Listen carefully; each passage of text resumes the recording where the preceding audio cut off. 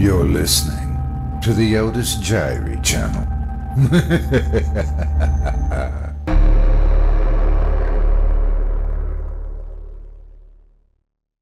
The Gun by Philip K. Dick.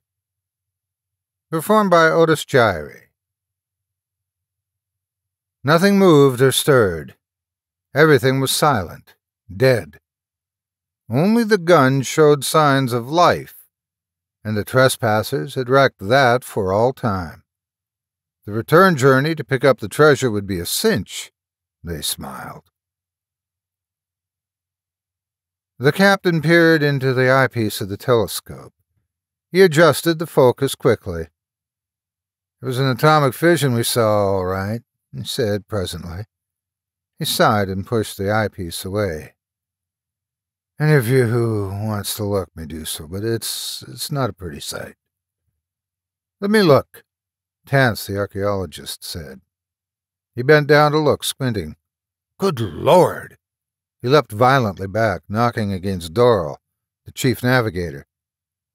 "Why'd we come all this way, then?" Doral asked, looking around at the other men. "There's no point even in landing. Let's go back at once." "Well, perhaps he's right," the biologist murmured. "But I'd like to look for myself, if I may." He pushed past Tance and peered into the sight. He saw a vast expanse, an endless surface of gray stretching to the edge of the planet. At first he thought it was water, but after a moment he realized that it was slag, pitted, fused slag, broken only by hills of rock jutting up at intervals. Nothing moved or stirred. Everything was silent. Dead. "I see," Former said, backing away from the eyepiece. "Well, I won't find any legumes there." He tried to smile, but his lips stayed unmoved. He stepped away and stood by himself, staring past the others. "I wonder what the atmospheric sample will show," Tance said. "I think I can guess," the captain answered. "Most of the atmosphere is poison, but didn't we expect all this? I don't see why we're so surprised. A fission visible as far away as our system must be a terrible thing." He strode off down the corridor, dignified and expressionless. They watched him disappear into the control room. As the captain closed the door, the young woman turned. What did the telescope show? Good or bad? Bad. No life could possibly exist. Atmospheric poisoned. Water vaporized, all the land fused. Could they have gone underground? The captain slid back the port window so that the surface of the planet under them was visible. The two of them stared down, silent and disturbed. Mile after mile of unbroken ruin stretched out, blackened slag, pitted and scarred, and occasional heaps of rock. Suddenly Nasha jumped. "Look! Over there at the edge. Do you see it?" They stared. Something rose up, not rock, not an accidental formation. It was round, a circle of dots, white pellets on the dead skin of the planet. A city? Buildings of some kind? "Please, turn the ship," Nasha said excitedly. She pushed her dark hair from her face. "Turn the ship. Let's see what it is." The ship turned, changing its course.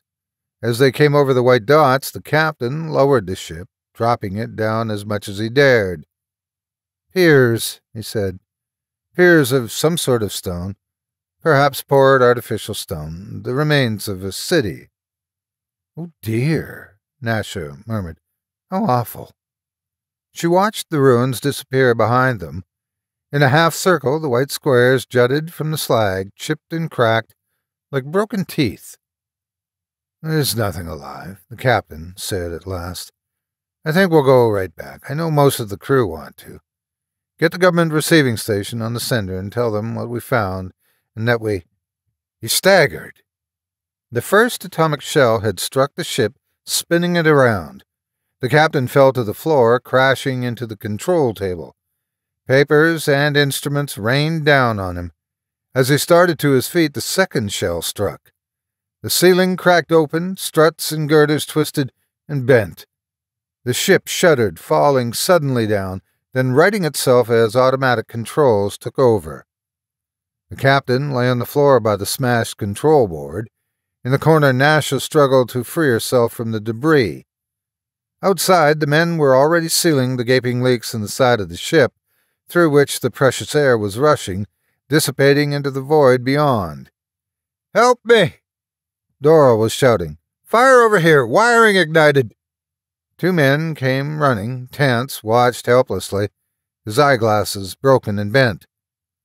"So there is life here after all," he said half to himself.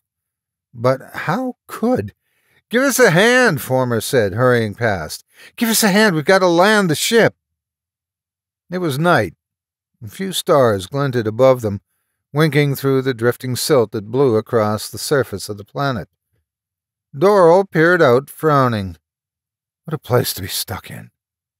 He resumed his work, hammering the bent metal hull of the ship back into place. He was wearing a pressure suit. There were still many small leaks, and radioactive particles from the atmosphere had already found their way into the ship. Nasha and Former were sitting at the table in the control room, pale and solemn, studying the inventory lists. "Low on carbohydrates," Former said. "We can break down the stored fats if we want to, but I wonder if we could find anything outside." Nasha went to the window. "How uninviting it looks." She paced back and forth, very slender and small, her face dark with fatigue. "What do you suppose an exploring party would find?" Former shrugged. "Not much. Maybe a few weeds growing in cracks here and there.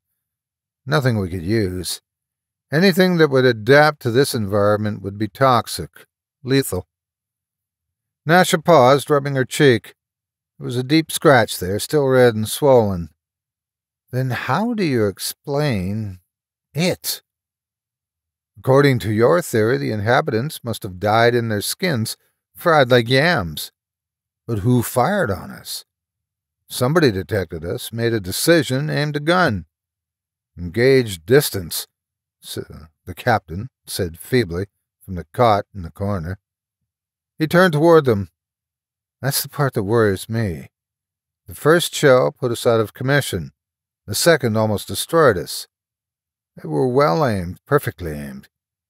We're not such an easy target." "True," Former nodded. "Well, perhaps we'll know the answer before we leave here. What a strange situation. All of our reasoning tells us that no life could exist. The whole planet burned dry. The atmosphere itself gone, completely poisoned." "The gun that fired the projectiles survived," Nasha said. Why not people?" "It's not the same. Metal doesn't need air to breathe.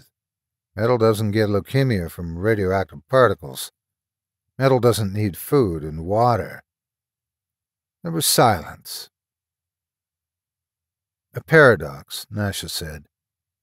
"Anyhow, in the morning I think we should send out a search party. And meanwhile we should keep on trying to get the ship in condition for the trip back." "It'll be days before we can take off," Former said. "We should keep every man working here. We can't afford to send out a party." Nasha smiled a little. "We'll send you in the first party. Maybe you can discover what was it you were so interested in." "Legumes, edible legumes. Maybe you can find some of them. Only what?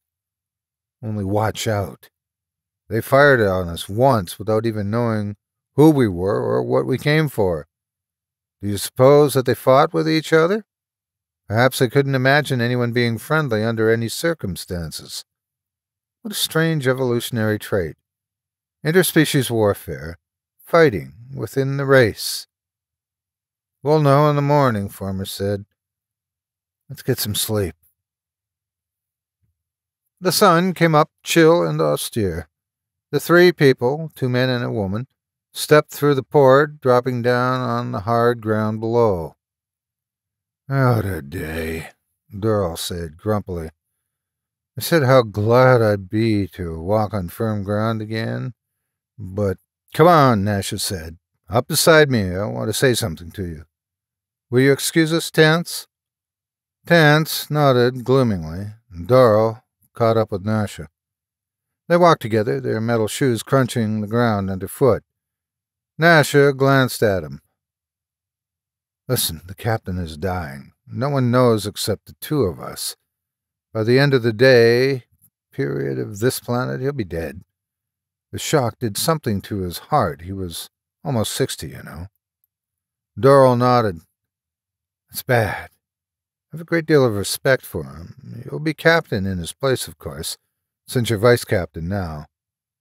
No, I prefer to see someone else lead, perhaps you or a former. I've been thinking over the situation, and it seems to me that I should declare myself mated to one of you. Whichever of you wants to be captain, then I could devolve the responsibility. Well, I don't want to be captain. Let former do it. Nasha studied him, tall and blond, striding along beside her in his pressure suit. I'm rather partial to you, she said. We might try it for a time at least. But do as you like. Look, we're coming to something. They stopped walking, letting Terence catch up. In front of them was some sort of a ruined building. Doral stared around thoughtfully. Do you see? This whole place is a natural bowl, a huge valley. See how the rock formations rise up on all sides, protecting the floor? Maybe some of the great blast was deflected here. They wandered around the ruins, picking up rocks and fragments. I think this was a farm, Terence said, examining a piece of wood. This was part of a tower windmill. Really? Nasha took the stick and turned it over. Interesting. But let's go. We don't have much time. Look, Doral said suddenly. Off there, a long way off. Isn't that something? He pointed. Nasha sucked in her breath.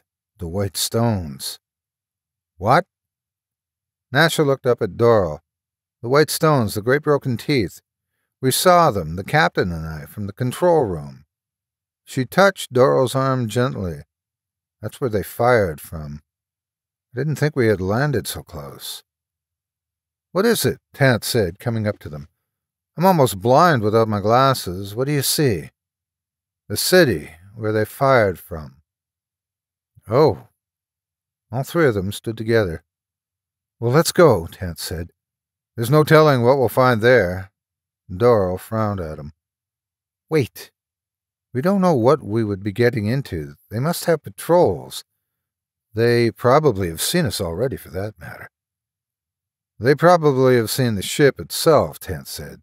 They probably know right now where they can find it, where they can blow it up. So what difference does it make whether we get closer or not? It's true, Nasha said. If they really want to get us, we haven't a chance. We have no armaments at all. You know that. I have a hand weapon, Doral nodded. Well, let's go on then. I suppose you're right, Terence.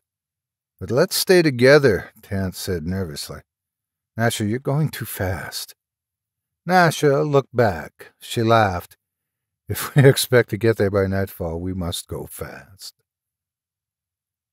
They reached the outskirts of the city at about the middle of the afternoon. The sun, cold and yellow, hung above them in the colorless sky. Doral stopped at the top of the ridge overlooking the city. Well, there it is, what's left of it. There was not much left. The huge concrete piers which they noticed were not piers at all, but the ruined foundations of buildings. They had been baked by the searing heat, baked and charred almost to the ground. Nothing else remained, only this irregular circle of white squares, perhaps 4 miles in diameter. Doral spat in disgust. More wasted time. A dead skeleton of a city, that's all? But it was from here that the firing came, Terence murmured. Don't forget that. And by someone with a good eye and a great deal of experience, Nasha added. Let's go. They walked into the city between the ruined buildings. No one spoke. They talked in silence, listening to the echo of their footsteps. It's macabre, Doral muttered. I've seen ruined cities before, but they died of old age and fatigue. This was killed, seared to death. This city didn't die, it was murdered. Wonder what the city was called, Nasha said. She turned aside, going up the remains of a stairway from one of the foundations. Do you think we might find a signpost, some kind of plaque? She peered into the ruins. There's nothing there, Doral said impatiently. Come on. Wait. Nasha bent down, touching a concrete stone. There's something inscribed on this. What is it? Terence hurried up. He squatted in the dust, running his gloved fingers over the surface of the stone. Letters, all right.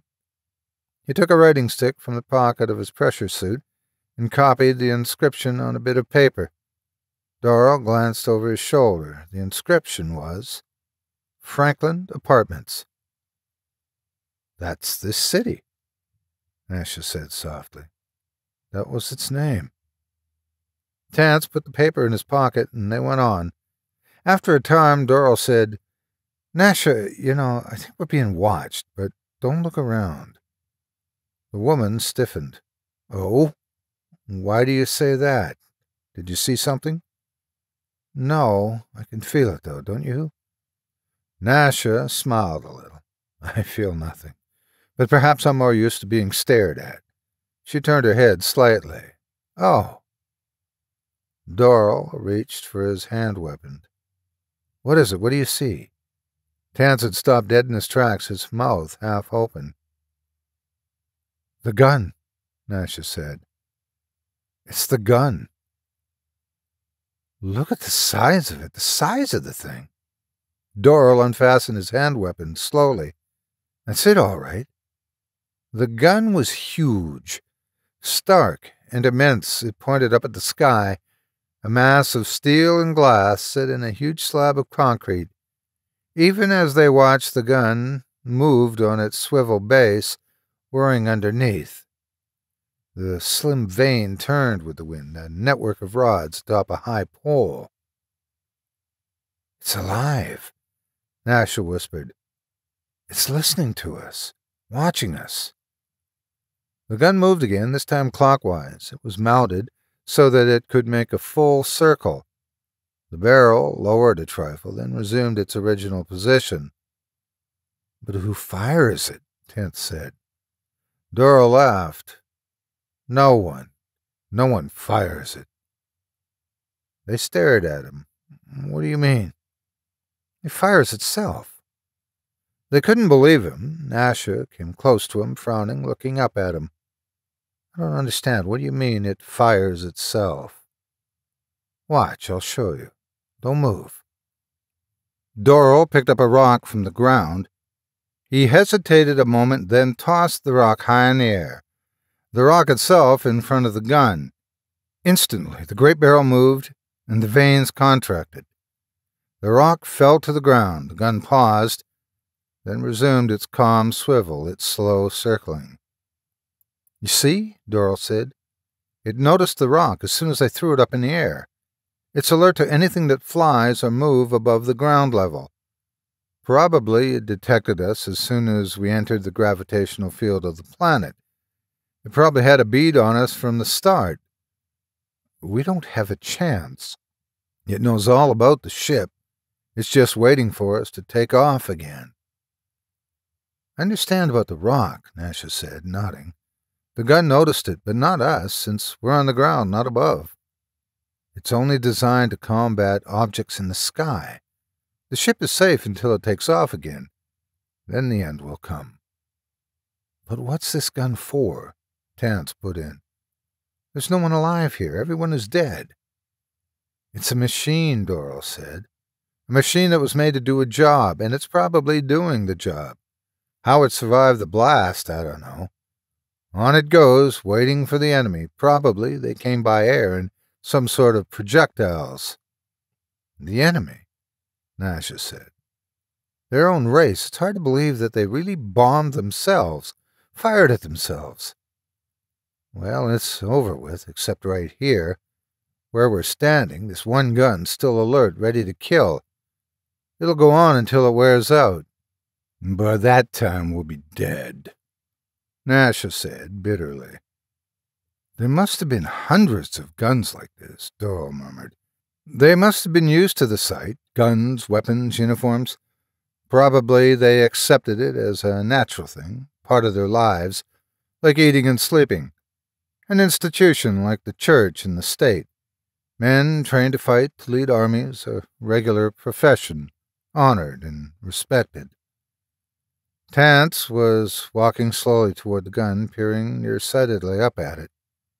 Quite complex, isn't it? All those veins and tubes? I suppose this is some sort of a telescopic sight. His gloved hand touched the end of the long tube. Instantly the gun shifted, the barrel retracting. It swung. "Don't move!" Doyle cried. The barrel swung past them as they stood, rigid and still. For one terrible moment it hesitated over their heads, clicking and whirring, settling into position. Then the sounds died out and the gun became silent.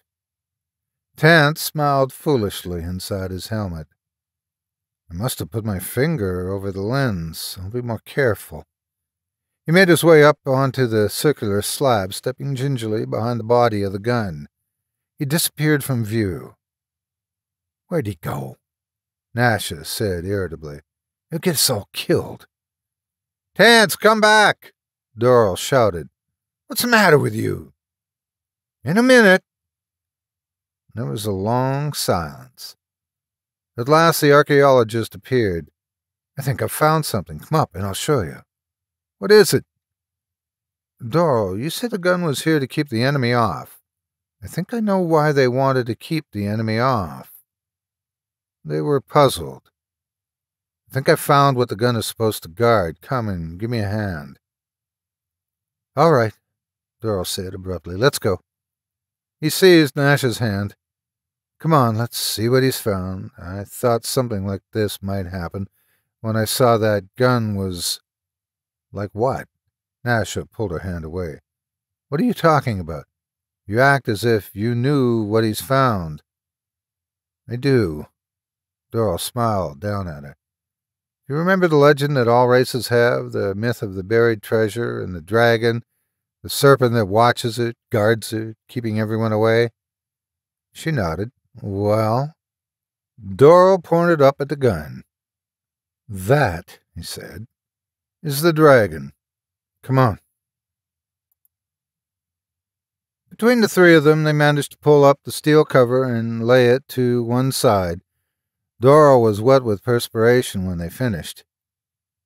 "It isn't worth it," he grunted. He stared into the dark, yawning hole. "Or is it?"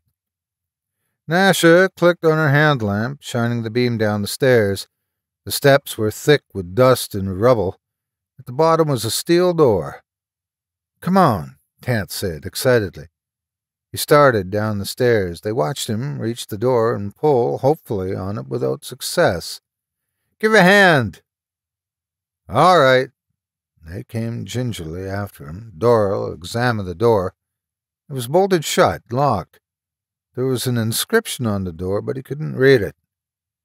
"Now what?" Nasha said. Doyle took out his hand weapon. "Stand back. I can't think of any other way." He pressed the switch. The bottom of the door glowed red. Presently, it began to crumble. Doyle clicked the weapon off. "I think we can get through. Let's try." The door came apart easily. In a few minutes, they had carried it away in pieces and stacked the pieces on the first step. Then they went on, flashing the light ahead of them.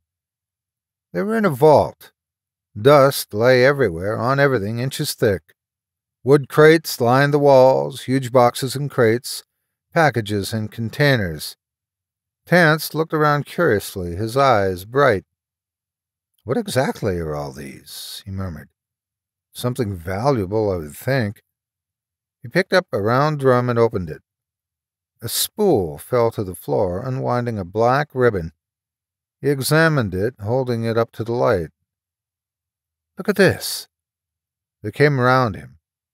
"Pictures," Nasha said. "Tiny pictures." "Records of some kind." Tance closed the spool up in the drum again. "Look, hundreds of drums." He flashed the light around. "And those crates." Let's open one. Doral was already prying at the wood. The wood had turned brittle and dry. He managed to pull a section away. It was a picture, a boy in a blue garment, smiling pleasantly, staring ahead, young and handsome. He seemed almost alive, ready to move forward toward them in the light of the hand lamp. It was one of them, one of the ruined race, the race that had perished. For a long time they stared at the picture. At last Doral replaced the board. "All these other crates," Nasha said. "More pictures. And these drums. What are in the boxes?" "This is their treasure," Tant said, almost to himself. "Here are their pictures, their records, probably all their literature is here. Their stories, their myths, their ideas about the universe. And their history," Nasha said. "We'll be able to trace their development and find out what it was that made them become what they were." Doral was wandering around the vault. "Odd," he murmured. Even at the end, even after they had begun to fight, they still knew, someplace down inside them, that their real treasure was this, their books and pictures, their myths.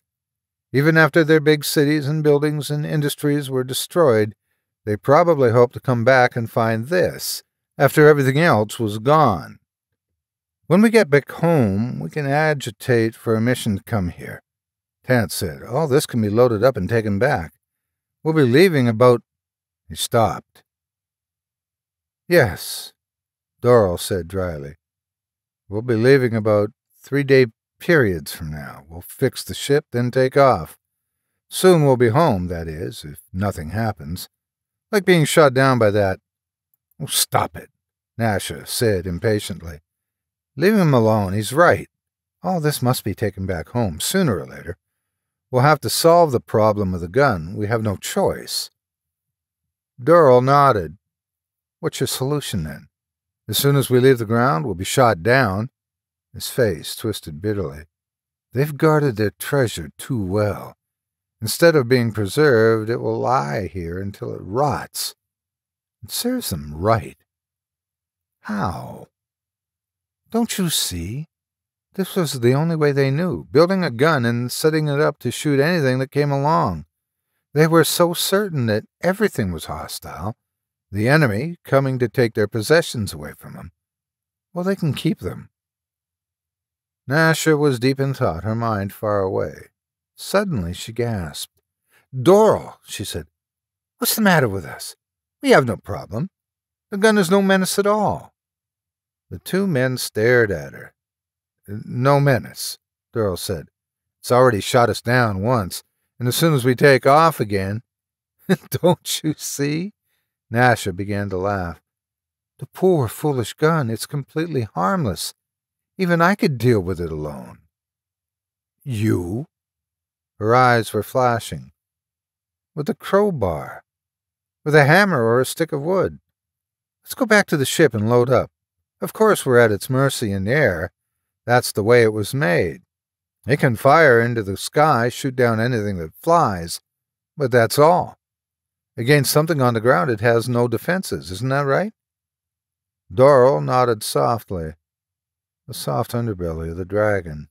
In the legend, the dragon's armor doesn't cover its stomach. He began to laugh. "That's right.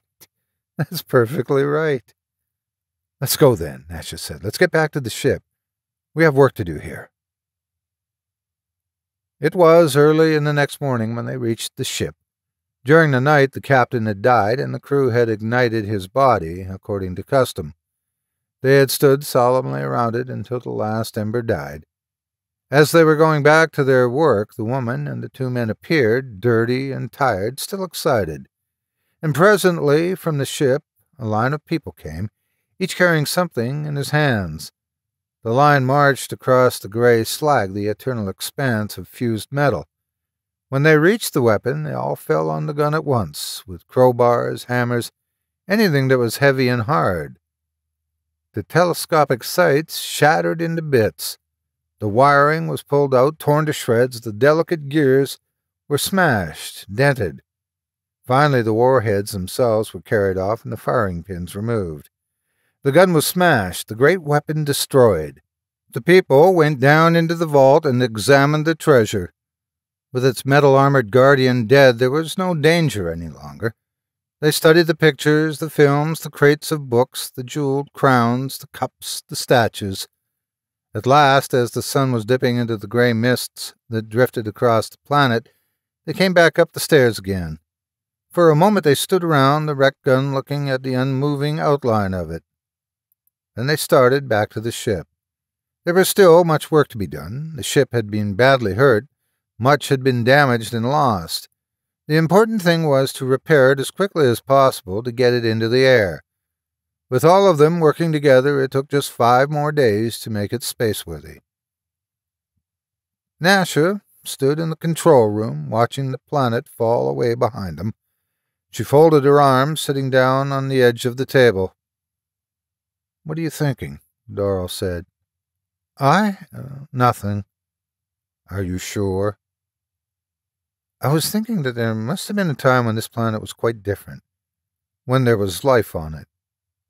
"I suppose there was. It's unfortunate that no ships from our system came this far, but then we had no reason to suspect intelligent life until we saw the fission glow in the sky. And then it was too late." "Not quite too late. After all, their possessions, their music, books, their pictures, all of that will survive. We'll take them home and study them, and they'll change us. We won't be the same afterward, their sculpturing especially. Did you see one of the great winged creatures without a head or arms? Broken off, I suppose. But those wings, it looked very old, and it will change us a great deal. When we come back, we won't find the gun waiting for us. Next time, it won't be there to shoot us down. We can land and take the treasure, as you call it." She smiled up at Doral. "You'll lead us back there, as a good captain should." "Captain?" Doral grinned. "Then you've decided?" Nasha shrugged. "Former argues with me too much. I think all in all, I really prefer you." "Oh, then let's go," Doral said. "Let's go back home." The ship roared up, flying over the ruins of the city. It turned in a huge arc and then shot off beyond the horizon, heading into outer space. Down below, in the corner of the ruined city, a single half-broken detector vane moved slightly, catching the roar of the ship. The base of the great gun throbbed painfully, straining to turn. After a moment, a red warning light flashed on down inside its destroyed works. And a long way off, 100 miles from the city, another warning light flashed on, far underground. Automatic relays flew into action. Gears turned, belts whined. On the ground, above a section of a metal slag, slipped back. A ramp appeared. A moment later, a small cart rushed to the surface. The cart turned toward the city. A second cart appeared behind it. It was loaded with wiring cables. Behind it, a third cart came, loaded with telescopic tube sights. And behind came more carts, some with relays, some with firing controls, some with tools and parts, screws and bolts, pins and nuts. The final one contained atomic warheads. The carts lined up behind the first one, the lead cart. The lead cart started off across the frozen ground, bumping calmly along, followed by the others, moving toward the city, to the damaged gun.